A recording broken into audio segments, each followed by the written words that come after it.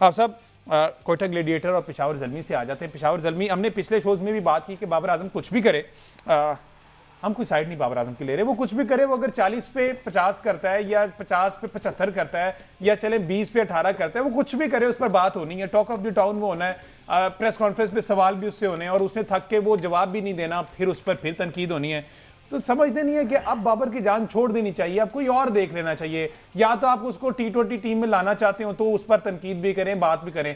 आपने वो chapter close कर दिया, अब वो PSL एक लीग खेल रहा है और जो भी उसने क्रिकेट खेलनी है। अभी भी वाई ऑलवेज बाबर आजम, आपको क्या लगता है, व्यूज की खातिर? देखें, बात यह है कि वो ना आए प्रेस कॉन्फ्रेंस में, सुफियान मुकीम को भेज देना।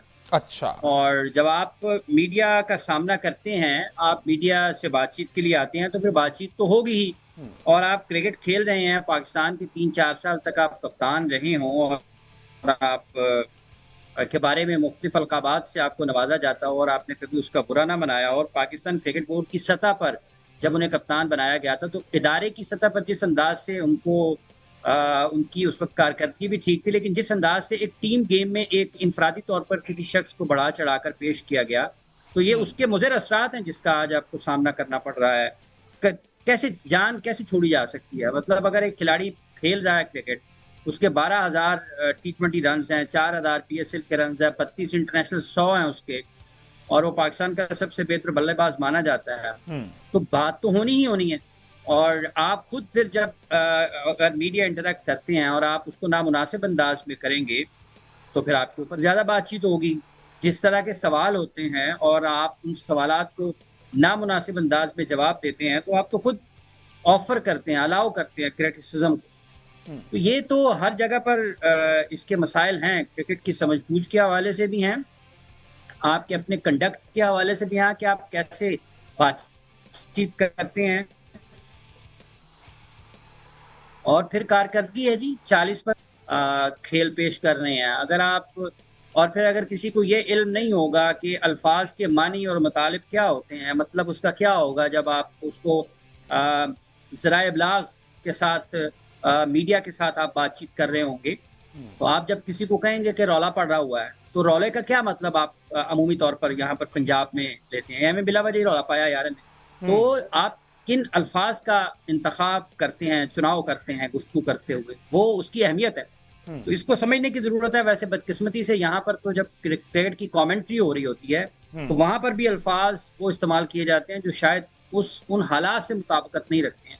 तो ये तनज़ली और गिरावट है हर जगह पर, और उसका हमें सामना करना पड़ता है। हमजा साहब, बिल्कुल ऐसे जी। अहमद साहब, क्या ऐड कर रहे हैं? देखें, इसमें जो बाबर आजम की परफॉर्मेंस के हवाले से, वो मेरा ख्याल है बात यह है कि बाबर आजम की टीम अब चूंकि जीत रही है, तो बाबर आजम की परफॉर्मेंसेस की वजह से अगर उनकी टीम जीत रही है और बाबर आजम, मतलब हम काफ़ी अरसे बाद पेशावर ज़ल्मी के अंदर ये वाला बैलेंस अब देखना शुरू हुए हैं, वो स्क्वाड की वजह से हो सकता है, वो बैटर प्लानिंग की वजह से हो सकता है, वो उनके जो पीछे थिंक टैंक बैठे हैं उनकी वजह से हो सकता है, क्योंकि वो सारे जो है वो क्रिकेट से ताल्लुक़ रखते हैं। इस वक्त मुझे लगता है कि ये जो जितने फ्रेंचाइज हैं उनमें अगर हम ये वाला डगआउट देखें जिसमें अजहर महमूद बैठे हुए हैं, अजहर अली बैठे हुए हैं, साथ में मिसबाह-उल-हक बैठे हुए हैं, तो ये वो डगआउट है जहां पर हमें वो लोग नजर आते हैं जिनका क्रिकेटिंग एक्यूमन के साथ ताल्लुक है। वरना आमतौर पर PSL के फ्रेंचाइज में हम देखते हैं कि वो लोग बैठे होते हैं जो डाटा एनालिस्ट होते हैं, या वो लोग बैठे होते हैं जो ये जो एडवाइजर टाइप लोग होते हैं जिनका क्रिकेट से कोई ताल्लुक नहीं होता। जिस तरह अभी हाल ही में आपने एक मैच देखा होगा, कराची किंग्स से जानिब से उसने 50 की साथ बेग ने, तो उनको जो है वो उन्हें कॉल करके बाहर बुला लिया, उसके बाद आने वाले दोनों प्लेयर से रन नहीं बने, जबकि वो एक सेट बैट्समैन क्रीज के ऊपर खड़ा हुआ था।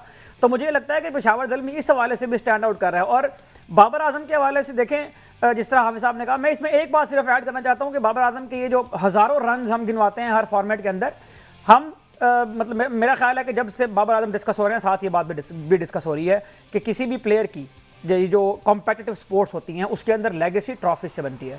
बाबर आजम जब तक ट्रॉफी जीत कर नहीं लाएंगे पाकिस्तान के लिए, उस वक्त तक बाबर आजम के ऊपर सवाल होते रहेंगे और बाबर आजम को उन सवालात का सामना करना है। ये जो बात उन्होंने शुरू की कि सुफियान मुकीम को भेजे थे, देखें मैं दोबारा आपको वो वाला टेस्ट मैच याद दिलाऊंगा जो जफर गोर एक टेस्ट मैच खेला था क्राइस्ट चर्च में। उसमें एक तो उसको आपने डेब्यू करवाया क्राइस्ट चर्च में, वहां उसको स्कोर पड़ा, फिर उसको प्रेस कॉन्फ्रेंस करने के लिए भेज दिया। अब्दुल समद पहला टूर करने गए न्यूजीलैंड में, तो अब्दुल समद ने जाकर जो उनको प्रेस कॉन्फ्रेंस करने के लिए भेज दिया। यहाँ पर ये चीजें होती हैं।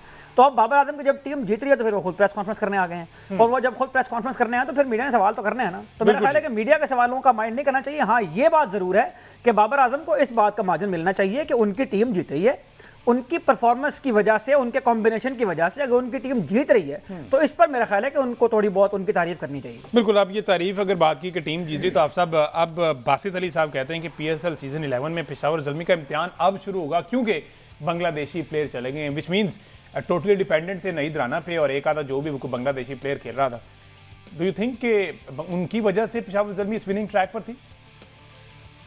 देखें, एक फ़र्क तो है कि शरफल और नाहिद राना, जब आपकी पेस बैटरी में इस तरह के दो फास्ट बॉलर्स होंगे और उसको सपोर्ट कर रहा होगा सुफियान मुकीम, तो वो बैटर्स के लिए ज़रा मुश्किल हो जाता है।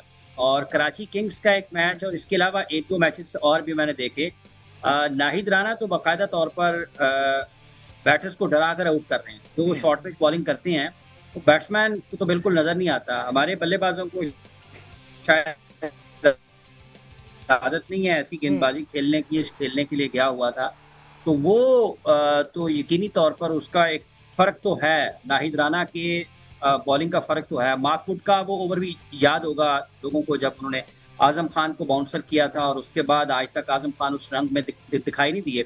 और इन दिनों भी जब वो पेशावर ज़ल्मी के खिलाफ भी खेल रहे थे तो वहाँ पर भी आप देख लें, सिर्फ आज़म का नाम इसलिए मैंने ले लिया क्योंकि वो मार्क वुड रेफरेंस में आ गए, लेकिन उसके अलावा भी ये माज सदाकत खेले या इवन साद बेग जब पहला मैच खेल रहे थे जब मैं नाहिद राना के खिलाफ, तो उनको भी कुछ शॉर्ट पिच बॉल पे कंफर्टेबल नहीं थे। तो पाकिस्तान के सीनियर क्रिकेटर्स को भी, इवन मार्क वुड ने तो बाउंसर बाबर आजम को भी किया था, बाबर आजम भी उसको मैनेज नहीं कर पाए थे और उस वक्त अपनी पीक पे थे बाबर आजम जब वो इंग्लैंड की टीम पाकिस्तान खेलने के लिए आई। तो ये उनका फर्क तो होगा। और उसका अब असल में जो इम्तहान जिसका आपने बासित साहब का हवाला दिया है जी, इम्तहान उनकी बॉलिंग का भी होगा, बैटिंग का भी होगा, क्योंकि जब आपके पास शरफुल जैसे और नाहिद राना जैसे अटैक करने वाले बॉलर्स मौजूद होंगे और सुफियान मुकीम उनको सपोर्ट कर रहे होंगे, तो फिर अगर आप 170-80 भी करते हैं, 160-70 भी करते हैं, तो पिच में थोड़ा मदद मौजूद है तो आपके बॉलर्स आपके लिए कुछ कर सकते हैं। लेकिन अगर आपकी बॉलिंग से ये वाले आपकी सहूलत खत्म हो जाती है तो फिर आपको रन्स ऑन बोर्ड देखते हैं। फिजिकल फिटनेस, जिस तरीके से आपने बांग्लादेश के बॉलर्स की बात की है, बांग्लादेश के क्रिकेटर्स पाकिस्तान श्रीलंका के क्रिकेटर्स से ज्यादा बेहतर फिजिकली फिट आपको दिखाई देंगे। आप ये नाहिद राना, हसन, शरफुल, ये मुस्तफिजुर रहमान, हसन, इनके फास्ट बॉलर्स को देखें और उनकी बैटर्स को देखें तो आपको लगेगा ये फिजिकल फिटनेस को देख लें। और इस टूर्नामेंट में भी जो लोकल प्लेयर्स हैं उनकी फिजिकल फिटनेस को देख लें तो आपको लगेगा कि हम फिजिकली बहुत पीछे हैं फिटनेस के एतबार से। मैं यहाँ पर देखता हूँ डॉक्टर तौसीफ रजाक साहब को, अभी तक वो इतनी ट्रेनिंग करते हैं कि शायद पूरी पाकिस्तान टीम मिलकर उनके साथ ट्रेनिंग ना कर सके, वेट ट्रेनिंग। ये यहाँ पर भट्टी साहब ट्रेनिंग करने के लिए आते हैं, ये मोहसिन आता है, मेरे साथ इधर लोग ट्रेनिंग कर रहे होते हैं, ये यासिर है, ये खजर है, ये शाहिद है। और यार ये लोग हर महीने पैसे देते हैं अपने आप को फिजिकल फिट करने के लिए, अपनी डाइट का ख्याल रखते हैं, ठीक है, ट्रेनिंग करते हैं, सर्दी है, गर्मी है, सख्त बारिश है, सख्त सर्दी है, कुछ भी है, लोग ट्रेनिंग करने के लिए आ रहे हैं, लोग पैसे खर्च के ट्रेनिंग करने के लिए आते हैं। ये पाकिस्तान टीम के क्रिकेटर्स को क्या है? इनकी इवन जुनैद जिया ये डोमेस्टिक के GM है सीनियर, और वो खुद उनके वो फिजिकली आपको ज्यादा फिट दिखाई पाकिस्तान के क्रिकेटर्स के मुकाबले में, ठीक है। तो ये इनकी फिजिकल फिटनेस को क्या है, इनकी शर्ट्स देखें, इनकी जर्सियां देखें जब इन्होंने पहनी होती हैं, मतलब आपके 7 को 5, 6, 7, 8 किलो आप इजाफी वजन के साथ क्रिकेट खेलेंगे, दुनिया आपको आगे नहीं जाने देगी। मिच स्टार्क क्यों आज भी उसकी गेंद में काट है और बाकी है जान। लोगों को कुछ ना कुछ कुर्बानियां देना पड़ती हैं, मेहनत करना पड़ती है। ये यहाँ पर पाकिस्तान में सुपर लीग हो रही है, वो कोई मवाजने शुरू कर देता है, अजब किस्म की अजीब सी गिरावट है ना। आपको लगेगा 1987 की पाकिस्तान की टीम या इवन अर्ली 90s की या मिड 90s की, 90s की, 2000 की टीमों के ग्रुप फोटो उठा के देखें और आज वाली टीमों के ग्रुप फोटो उठा के देखें, आप दंग रह जाएंगे, आप सर पीटेंगे, यार ये क्या है। मतलब आज से 30 साल पहले पाकिस्तान के खिलाड़ी फिजिकली ज्यादा फिट होते थे और आज जबकि ट्रेनिंग इतनी ज्यादा एडवांस हो गई है, आपकी खुराक में बहुत सारी चीजें आ गई हैं, आपके पास पैसा इतना ज्यादा आ गया है, इनफरादी तौर पर भी, क्रिकेट बोर्ड की सतह पर भी, ठीक है, उसके बावजूद आपकी फिजिकल फिटनेस का ये मयार है। ऐसे क्रिकेटर्स ऐसी फिटनेस के साथ तो आज से 25-30 साल पहले आप तस्वुर भी नहीं कर सकते थे कि लाहौर में क्लब क्रिकेट में आपको जगह मिल जाएगी। पाकिस्तान के फास्ट बॉलिंग का वो टाइम जिसमें वसीम वकार, ये बिल्कुल आखिर में मिड 90s की बात है, वसीम वकार, मोहम्मद जाहिद, मोहम्मद अकरम, अताउर रहमान, आमिर नज़ीर, ये उसके बाद ये शबीर अहमद, शोएब अख्तर, ठीक है, आप इनको देखें तो सही, इनके फिजिकल स्ट्रक्चर क्या थे और इनकी फिटनेस क्या थी। तो आज के प्लेयर्स की आप फिटनेस उठा के देखें तो फिर आपको नाहिद राणा हमें तो नहीं कर रहा ना सर 145 के ऊपर कंसिस्टेंसी के साथ, इस पेस के साथ। तो जब वो आपको बॉडी के ऊपर करेगा अटैक तो आपको नजर नहीं आएगा, आपको नजर नहीं आएगा। तो वो फिजिकली फिट है तो कर रहा है ना, हमारे क्यों नहीं होते?